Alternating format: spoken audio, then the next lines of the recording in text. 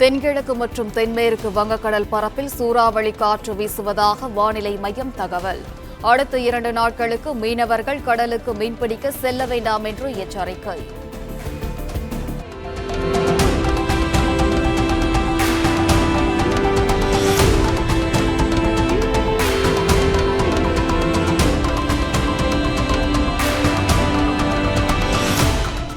Play store மற்றும் app ஸ்டோரில் இருந்து பாலிமர் செயலியை QR கோடு மூலம் பதிவிறக்கம் செய்யுங்கள். செய்திகளை உடனுக்குடன் பெறுங்கள்.